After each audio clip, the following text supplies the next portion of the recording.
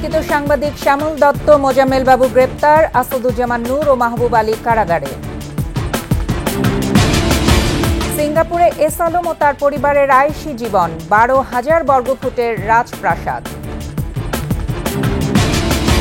সব সংস্কার অন্তর্বর্তী সরকার করলে জনগণের দরকার কি, প্রশ্ন ফখরুলের। দ্রুত নির্বাচনের দাবি। ভোট পাল্টিয়েছেন শেখ পরিবারের ক্যাশিয়ার তরফদার রুহুল আমিন, এবার বাফুফের সভাপতি হওয়ার তোড়জোড়। পাচার হওয়া অর্থ ফিরিয়ে আনতে সহযোগিতা করবে যুক্তরাষ্ট্র, অর্থনীতি পুনরুদ্ধারে দেবে সহায়তা।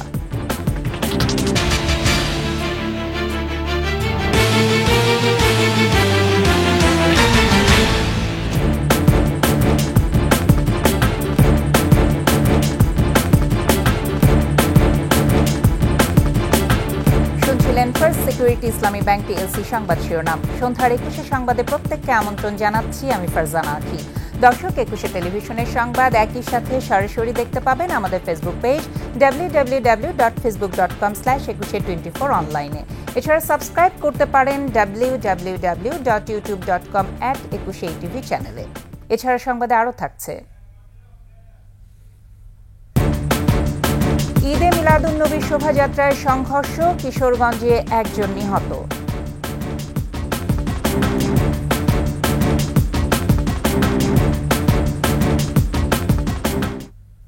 ময়মনসিংহের ধোবাউড়া সীমান্ত দিয়ে ভারতে যাওয়ার পথে বিতর্কিত সাংবাদিক মোজাম্মেল বাবু ও শ্যামল দত্ত স্থানীয়দের হাতে আটক হয়েছেন। পরে তাদের পুলিশি হেফাজতে নেওয়া হয়। আরও জানাচ্ছেন মানিক শিকদার। 5 আগস্ট শেখ হাসিনা দেশ ত্যাগের পর আওয়ামী সাংবাদিক হিসেবে পরিচিত অনেকেই গা ঢাকা দেন। 6 আগস্ট জাতীয় প্রেসক্লাবের সাধারণ সম্পাদক শ্যামল দত্ত আখাউড়া সীমান্ত দিয়ে পাড়ি দিতে চাইলে তাকে ফিরিয়ে দেয়া হয়। এবার বিতর্কিত সাংবাদিক মোজাম্মেল বাবুকে সাথে নিয়ে ভারতে যেতে ব্যর্থ হন শ্যামল। সোমবার সকাল 6টার দিকে ধোবাউড়া সীমান্তে একটি প্রাইভেট কার সহ তাদের আটক করে এলাকাবাসী দেয়া হয় পুলিশ হেফাজতে। মোজাম্মেল বাবু আর শ্যামল দত্ত এই তেল বা সাংবাদিকতার কারণে দেশ রাজ্যে বাংলাদেশ সঠিক কোন তথ্য আমরা পাই না। এরা তেল বা সাংবাদিক স্থাপকতার পরিমাণ এত বাড়াইছে, এই স্থাপকতা করতে করতে ওনারা এটাকে দুমড়ে মুচড়ে শেষ করে দিতে এবং ওনারা শুধুমাত্র ব্যবসায়িক স্বার্থে কাজ করে। ছাত্র জনতার গণ আন্দোলনের মধ্যে রাজধানীর মিরপুরে ফজলু হত্যা মামলার আসামি শ্যামল দত্ত আর যাত্রাবাড়িতে শিক্ষার্থী নাইম হাওলাদার হত্যা মামলার আসামির তালিকায় আছে মোজাম্মেল বাবুর নাম। মানিক শিকদার, 21 টেলিভিশন, ঢাকা। গণমাধ্যমকে বিবেকহীন কর্মকাণ্ডের আখড়ায় পরিণত করেছেন কিছু সাংবাদিক। এদের অন্যতম শ্যামল দত্ত ও মোজাম্মেল বাবু।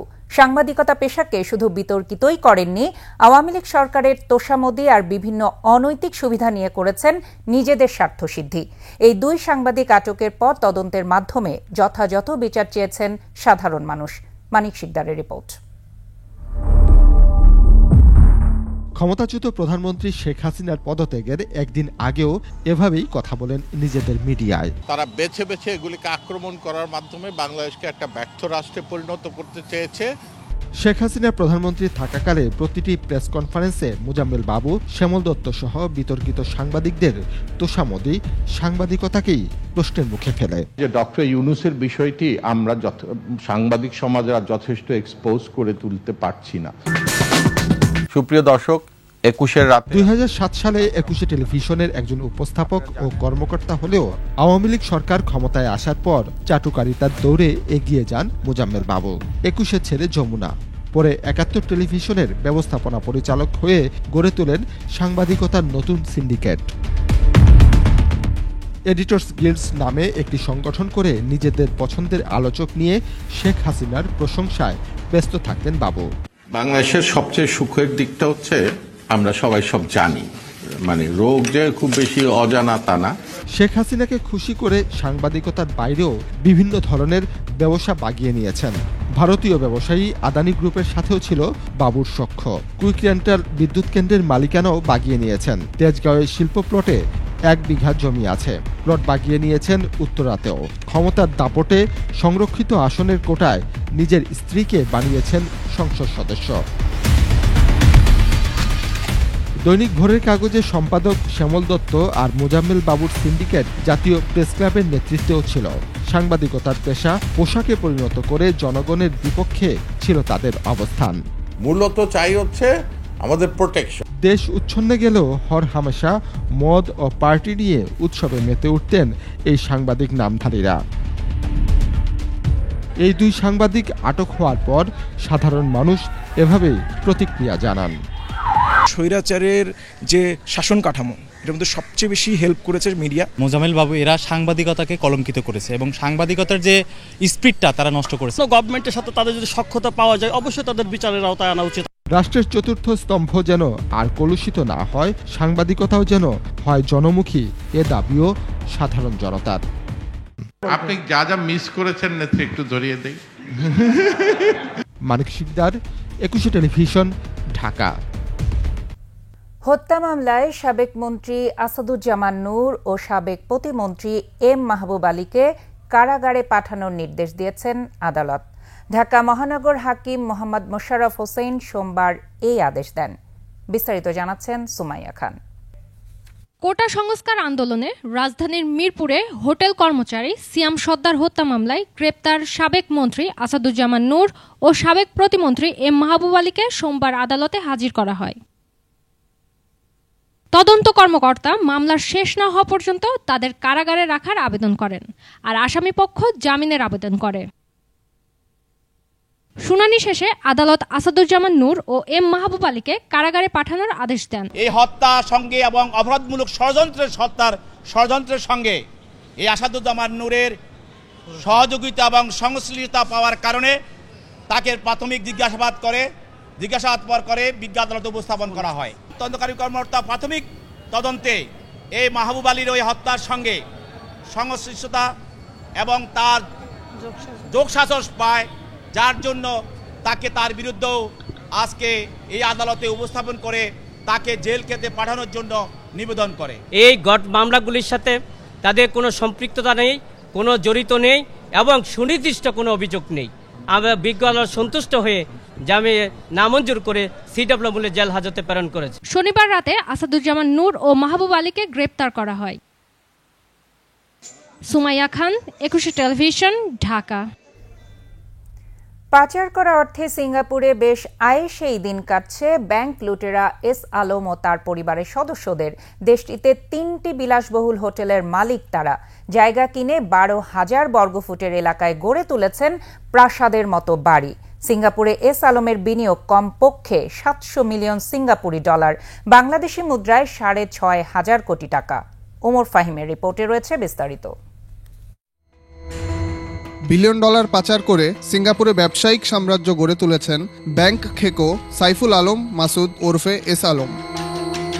সিঙ্গাপুরের জালান মেরলিমাউতে এই প্রাসাদ বাড়ি। 2019 সালে 12,260 বর্গফুট জমিতে এটি নির্মাণ করেন এস আলম, যার বাজার মূল্য 30 মিলিয়ন সিঙ্গাপুরি ডলার, যা প্রায় 293 কোটি টাকা। প্রাপ্ত তথ্য অনুযায়ী সিঙ্গাপুরে 3টি হোটেল ও রিটেল স্পেসে প্রায় 700 মিলিয়ন সিঙ্গাপুরি ডলার বিনিয়োগ করেছেন এস আলম ও তার স্ত্রী ফারজানা পারভিন, বাংলাদেশি মুদ্রায় যা 6,510 কোটি টাকা। যখনই একটা পুঁজি আরেকটা দেশে চলে যায় তখন তাদের অর্থনীতির মধ্যে ঢুকে যায়। হ্যাঁ, তারা ব্যাংকে রাখুক বা বাড়ি করুক, আন্তর্জাতিক যে আইন কানুন আছে সেগুলো আমাদের মনে হয় যে বিশ্লেষণ করে এটা আনার ব্যাপারে প্রথম আন্তরিক হতে হবে, তারপরে পদক্ষেপ নিতে হবে। দেশটির লিটল ইন্ডিয়ায় প্রায় 248 মিলিয়ন সিঙ্গাপুরি ডলারে হিলটন গার্ডেন ইন বা পূর্বের গ্র্যান্ড ইম্পেরিয়াল হোটেল সিঙ্গাপুর, সেরাঙ্গুনে 90 মিলিয়ন সিঙ্গাপুরি ডলার দামে হলিডে ইন এক্সপ্রেস এবং নোভেনা এলাকায় 170 মিলিয়ন সিঙ্গাপুরি ডলারের ইবিস নোভেনা হোটেল কিনেছেন এই অলিগার্ক। এছাড়া 135 মিলিয়ন ডলার ব্যয়ে 27,179 বর্গফুটের রিটেল স্পেসও কিনেছেন তিনি। ব্যাংকিং খাতে যে বিশাল দুরবস্থা ছিল তারও কিন্তু পুরো লুটপাট করা অর্থ সব সিংহভাগ কিন্তু দেশের বাইরে পাচার হয়েছে। পুরনো কানালি লজিস্টিক্স বা উইলকিনসন ইন্টারন্যাশনাল, ক্যানোপাস 2, টলেডো ইন্টারন্যাশনাল এবং গ্র্যান্ড ইম্পেরিয়াল হোটেল নামের 4টি কোম্পানির মাধ্যমেই এসব সম্পদ কিনেন এস আলম। সব আর্থিক লেনদেন নিষ্পত্তি হয় সিঙ্গাপুরের ইউনাইটেড ওভারসিজ ব্যাংক লিমিটেডের মাধ্যমে। সিঙ্গাপুরে অর্থ পাচারে হুন্ডি এবং চিনি আমদানির এলসিতে ওভার ইনভয়েসিং করেছেন এস আলম। যে দেশি অর্থ পাচার হোক না কেন, যথাযথ প্রক্রিয়া অনুসরণ করে ফেরত আনা, চিহ্নিত করা, পাচার যে কোথায় পাচার হয়েছে সেটা চিহ্নিত করা, যারা এর সাথে জড়িত তাদেরকে চিহ্নিত করে দেশে ফেরত নিয়ে আসা বা দেশে থাকলে বিচারের আওতার মুখোমুখি করা। আমাদের আইন অনুযায়ী তার 3 গুণ জরিমানা সহ 14 বছরের কারাদণ্ডের বিধান কিন্তু আছে। পুলিশের অপরাধ তদন্ত বিভাগ সিআইডি এস আলম ও তার সহযোগীদের বিরুদ্ধে 1,13,245 কোটি টাকা পাচারের অভিযোগে মানি লন্ডারিং প্রতিরোধ আইনে গত 1 সেপ্টেম্বর তদন্ত শুরু করেছে। উমর ফাহিম, একুশে টেলিভিশন, ঢাকা। এদিকে এস আলম গ্রুপের চট্টগ্রামের প্রধান কার্যালয় থেকে অন্তত 15 বস্তা গুরুত্বপূর্ণ কাগজপত্র গোপনে সরিয়ে নেওয়া হয়েছে।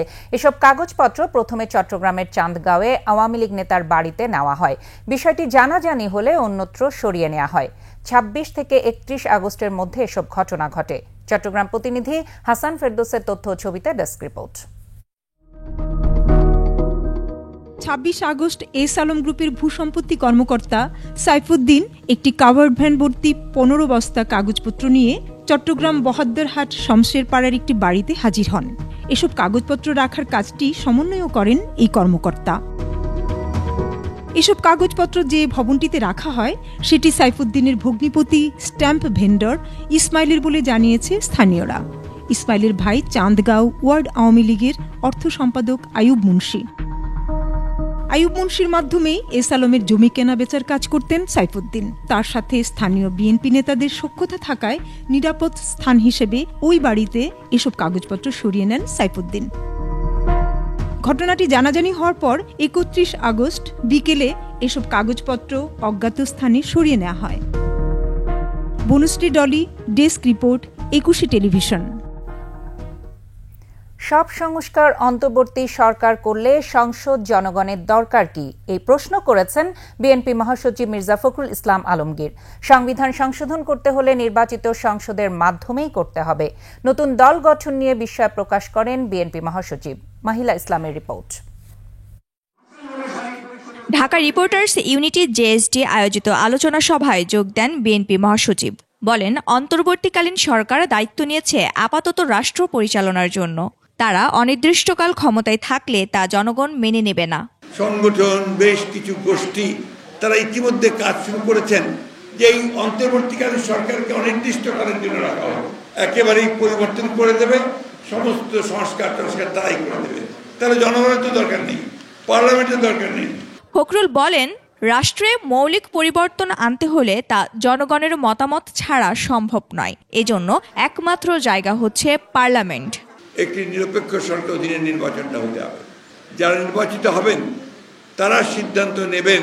শুধু পরিবর্তনের দরকার না, আবার নতুন করে লিখতে হবে। অনেকে প্রশ্ন নিয়ে আসছেন আজকে, নতুন করে লিখতে হবে নাকি একেবারেই বাতিল করে দিয়ে নতুন সংবিধান আনতে হবে, সেটা সেই পার্লামেন্টই সিদ্ধান্ত নেবে বলে আমরা বিশ্বাস করি। দ্রুত নির্বাচন দেওয়ারও দাবি জানান ফখরুল। পরে জুলাই অভ্যুত্থানে আহতদের দেখতে পঙ্গু হাসপাতালে যান ফখরুল। সে সময় ক্ষতিগ্রস্তদের সরকারিভাবে ক্ষতিপূরণ দেওয়ার দাবি জানান তিনি। যারা শহীদ হয়েছে, আহত হয়েছে, তাদেরকে পুনর্বাসন করার জন্য। মাহিলা ইসলাম, একুশে টেলিভিশন, ঢাকা। সালাউদ্দিন নির্বাচন না করার ঘোষণা দেওয়ার একদিনের মধ্যেই বাফুফের সভাপতি হওয়ার ইচ্ছে প্রকাশ করেন তরফদার মোহাম্মদ রুহুল আমিন। অভিযোগ আছে, শেখ রেহানা ও জয়ের ক্যাশিয়ার হিসেবে হাজারো কোটি টাকা বিদেশে পাচার করেছেন এই রুহুল আমিন। ভোল পাল্টে বিএনপি নেতাদের আশীর্বাদ পুষ্ট রুহুল আমিনই হতে যাচ্ছেন বাফুফের সভাপতি। বিস্তারিত আবু হুরায়রা তামিমের রিপোর্টে।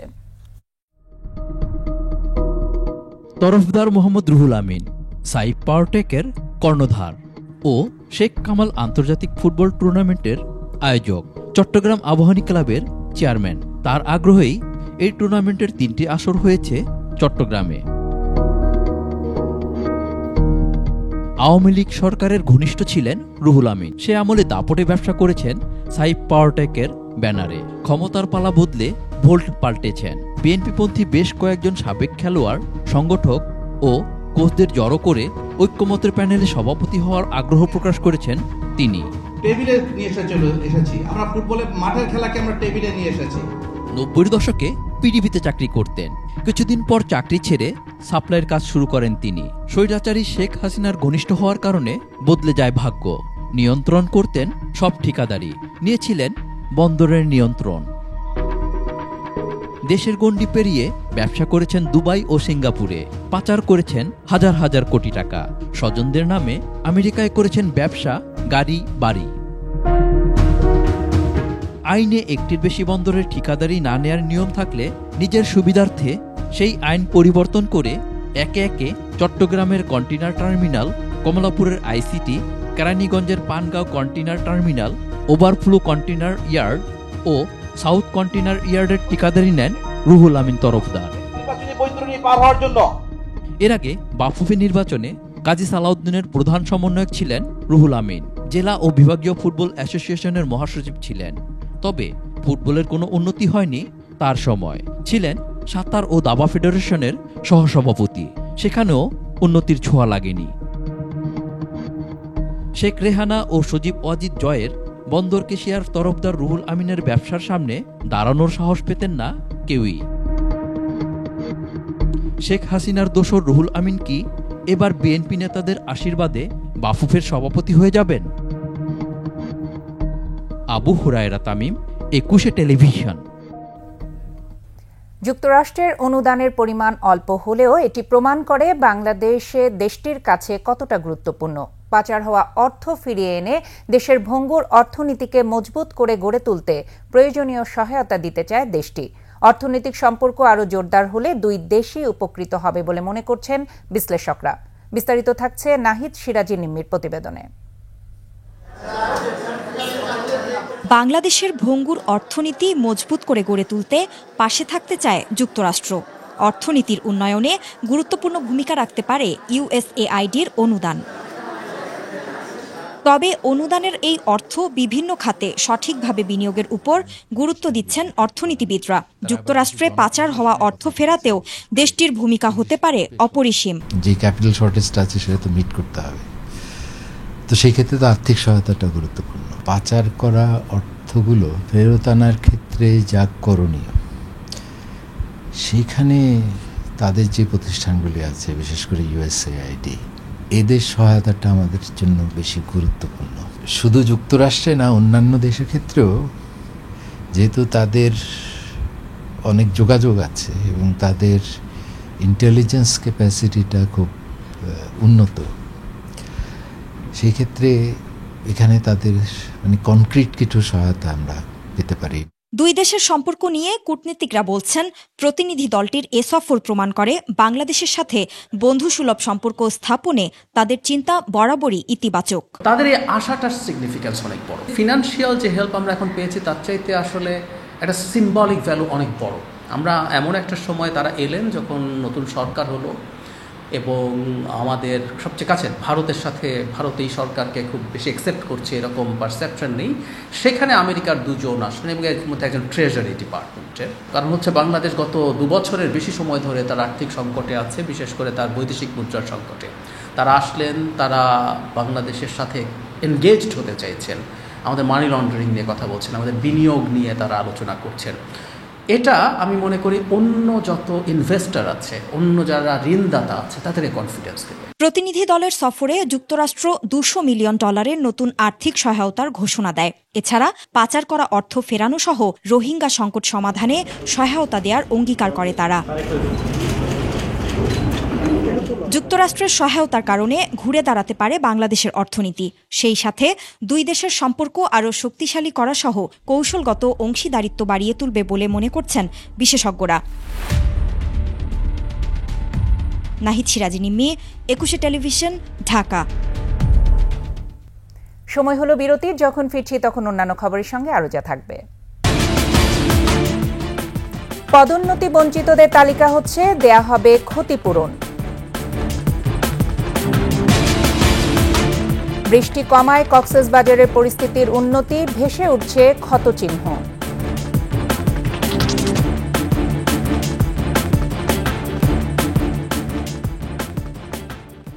দেখছেন সন্ধ্যার 21 সংবাদ।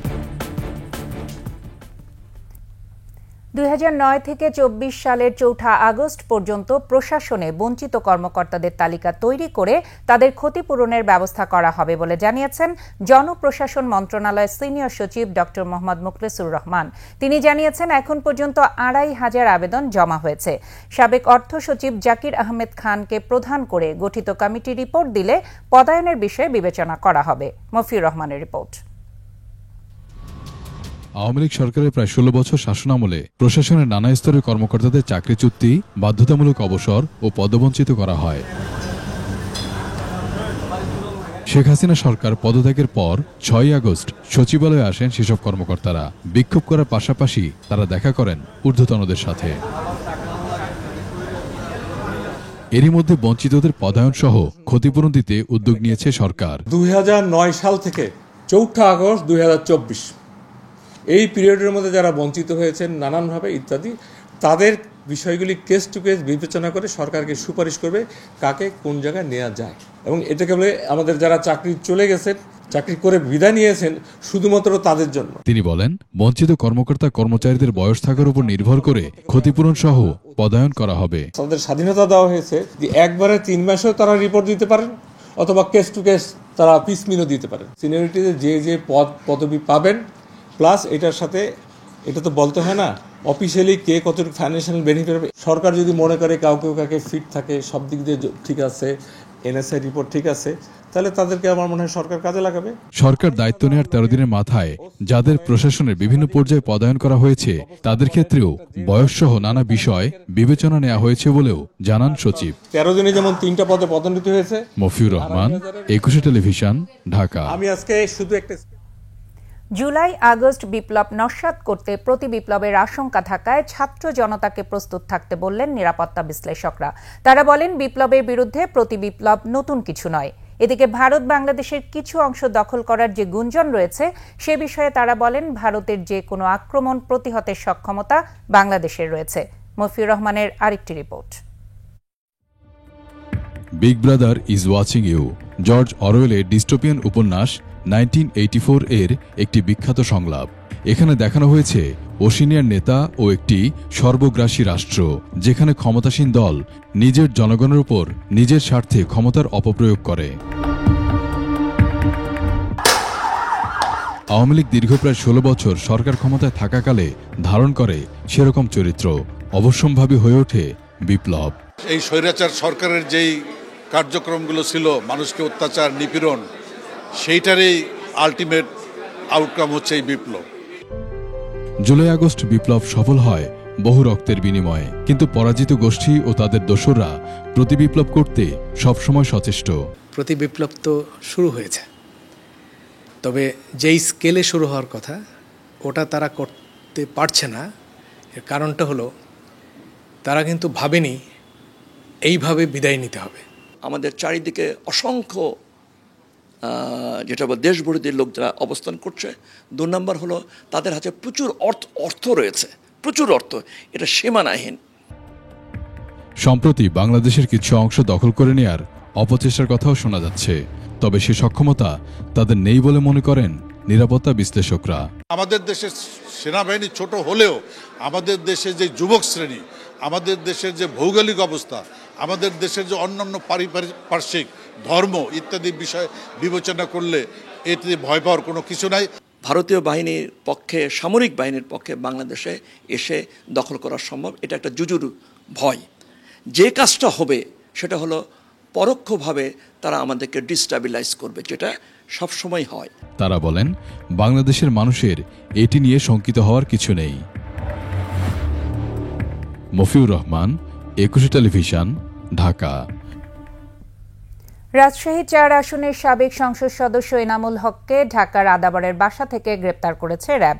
গত 5 আগস্ট রাজশাহী বাগমারায় বৈষম্য বিরোধী ছাত্র আন্দোলনের সময় ছাত্র জনতার উপর হামলার অভিযোগে এক মামলায় এনামুলকে গ্রেপ্তার করা হয়। 5 আগস্ট গুলিতে আহত গোয়ালকান্দির যুবদল সভাপতি মনসুর রহমান বাদী হয়ে বাগমারা থানায় মামলা করেন। এই মামলায় 2 নম্বর আসামি করা হয় সাবেক এমপি এনামুল হককে। তিনি বাগমারা উপজেলা আওয়ামী লীগের সভাপতি।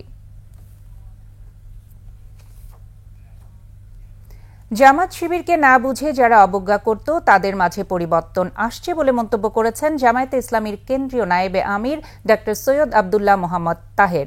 রাজধানীর ডিপ্লোমা ইঞ্জিনিয়ার্স ইনস্টিটিউশনে জামায়াতে ইসলামী ঢাকা মহানগর দক্ষিণ আয়োজিত ছাত্র শিবিরের সাবেক সাথী সদস্যদের নিয়ে প্রীতি সমাবেশে তিনি কথা বলেন। আরও বলেন, বাংলাদেশের সমাজ পরিবর্তনের একটি অনুকূল পরিবেশ তৈরি হয়েছে।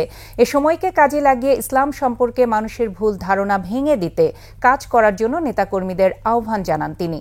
ঢাকা দক্ষিণের আমির মোহাম্মদ নুরুল ইসলাম বুলবুলের সভাপতিত্বে অনুষ্ঠানে উপস্থিত ছিলেন দলের সহকারী সেক্রেটারি জেনারেল মাওলানা রফিকুল ইসলাম খান। খাদ্যের অভাবে কোনো মানুষ ক্ষুধার্ত থাকবে না, কাপড়ের অভাবে কোনো সতর না ঢাকা মানুষের থাকবে না,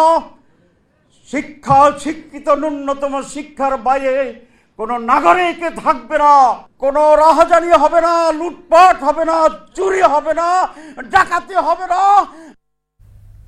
কক্সবাজারে রোববার ভোর থেকে বৃষ্টি না থাকায় জেলার বেশিরভাগ এলাকা থেকে পানি নেমে গেছে। ভারী বর্ষণ ও পাহাড়ি ঢলে প্লাবিত হওয়া এলাকায় পানি নেমে যাওয়ায় ভেসে উঠছে ক্ষতচিহ্ন। কক্সবাজার প্রতিনিধি আব্দুল আজিজের তথ্য ছবিতে ডেস্ক রিপোর্ট। 4 দিন ধরে ভারী বর্ষণ ও পাহাড় থেকে নেমে আসা ঢলে কক্সবাজার শহর ও জেলার বিভিন্ন এলাকা ও নিম্নাঞ্চল প্লাবিত হয়। তবে 2 দিন বৃষ্টি না থাকায় পানি নেমে গেছে, এতে ভেসে উঠছে ক্ষতচিহ্ন। জলাবদ্ধতায় বেশি ক্ষতিগ্রস্ত কক্সবাজার শহর, উখিয়া ও চকরিয়া এলাকার মানুষ। নষ্ট হয়েছে বসতবাড়ি, ফসলি জমি, চিংড়ি ঘের, মাছের ঘের ও বীজতলা। ভারী বর্ষণে ক্ষতির মুখে কক্সবাজারের উখিয়ার হলদিয়া পালং ইউনিয়নের মানুষ। জনপ্রতিনিধিরা বলছেন, ওই ইউনিয়নে অন্তত 200 বাড়িঘর ভেঙে গেছে, নষ্ট হয়েছে ফসলি জমি। এবছরে এরকম পানি আর কোনো বছরে কেন হয়নি।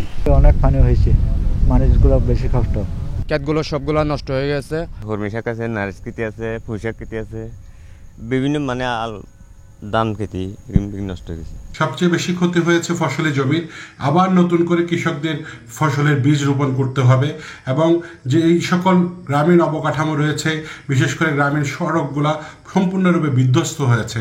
চকরিয়া মাতামুহুরী নদীর ভাঙন রোধে ব্যবস্থা নেয়ার পর গৃহহীন পরিবারগুলোকে নিরাপদে সরিয়ে নেওয়া হয়েছে। 50টি পরিবার ক্ষতিগ্রস্ত হয়েছে আমরা জানতে পেরেছি, ত্রাণ সহায়তা প্রদান করেছি। খাদ্য সংকট দূর করতে জেলা প্রশাসনের পক্ষ থেকে ত্রাণ সামগ্রী বিতরণ করা হয়েছে। জেলা প্রশাসনিক কার্যালয়ের যে এনজিও সেল আছে সেখান থেকে সকলকে নির্দেশনা দেওয়া হয়েছে এবং তার ফলেই আমরা কিন্তু তাৎক্ষণিকভাবে 2 দিনের মধ্যে 17,310 প্যাকেট যে শুকনো খাবার সহায়তাগুলো অব্যাহত রাখার জন্য তাদের কাছে অনুরোধ করব।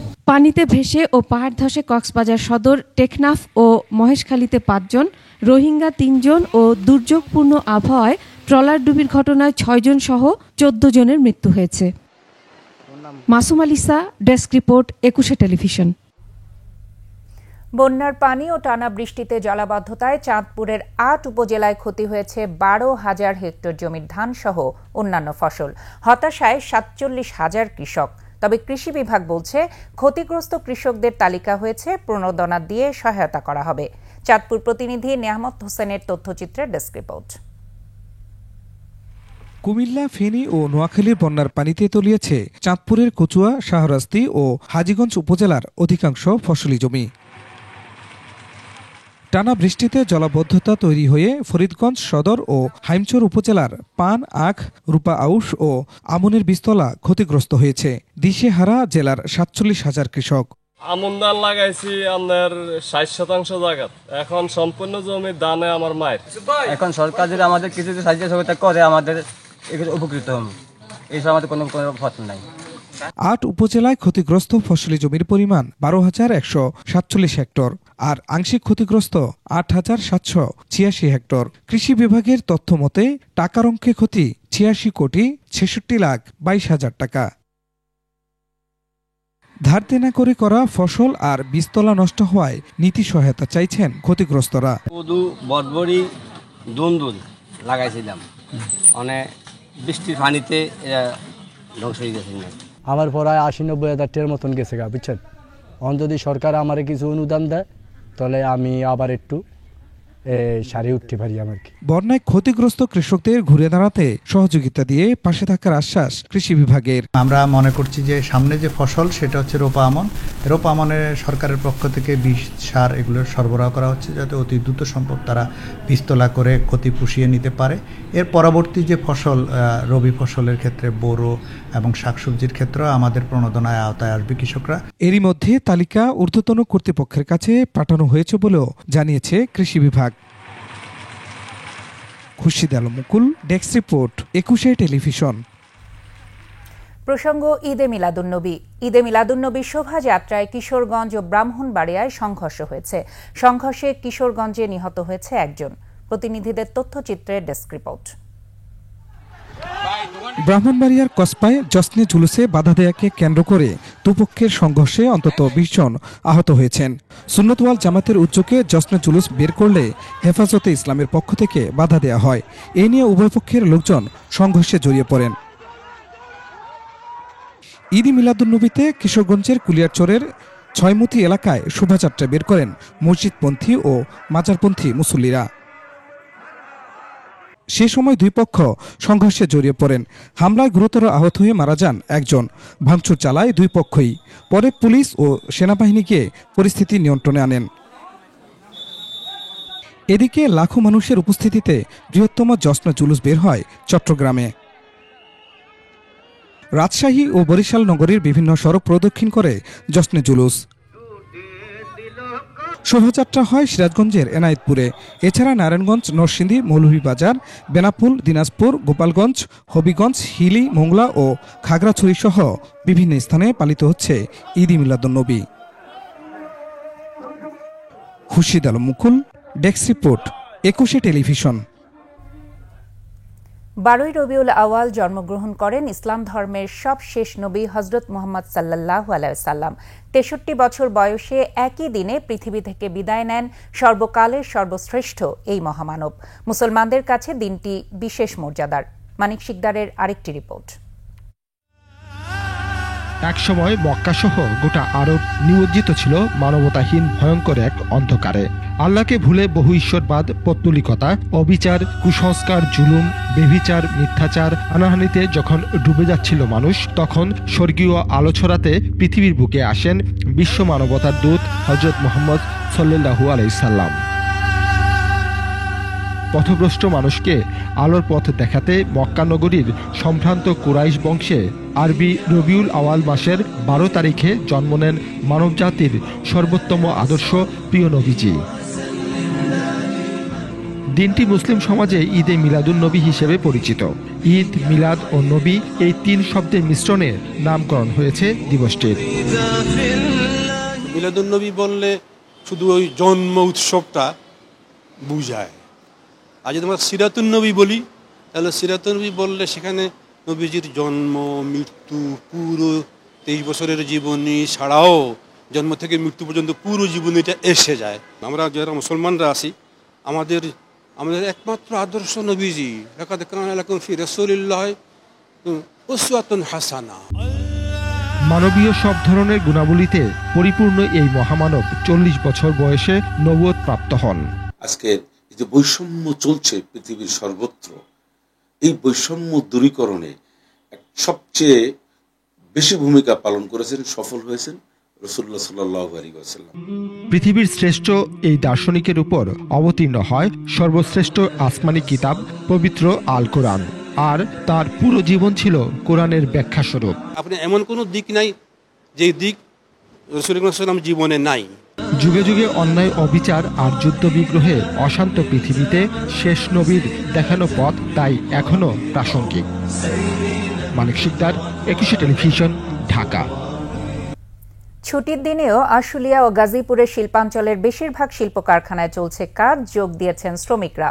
শিল্প পুলিশ ও মালিকপক্ষ জানায় প্রায় 1800 কারখানার মধ্যে 1400 কারখানা আজ চালু রয়েছে। কোথাও কোনো বিক্ষোভ বা অপ্রীতিকর ঘটনার খবর পাওয়া যায়নি। শিল্পাঞ্চলে অতিরিক্ত আইনশৃঙ্খলা রক্ষাকারী বাহিনীর সদস্য মোতায়েন রয়েছে। বাড়ানো হয়েছে টহল।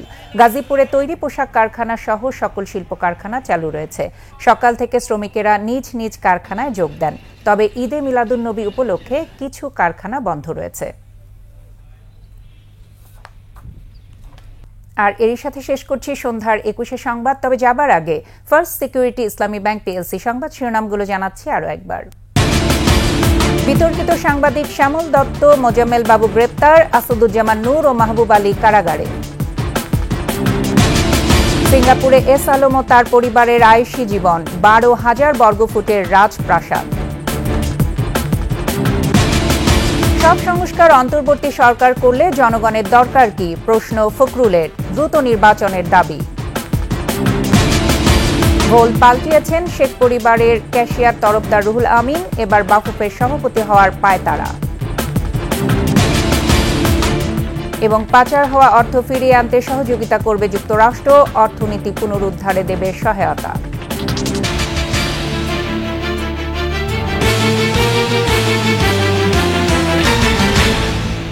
সর্বশেষ সংবাদ জানতে ডায়াল করুন 2024 নম্বরে, আর ভিজিট করুন 21-tv.com এই ওয়েবসাইটে।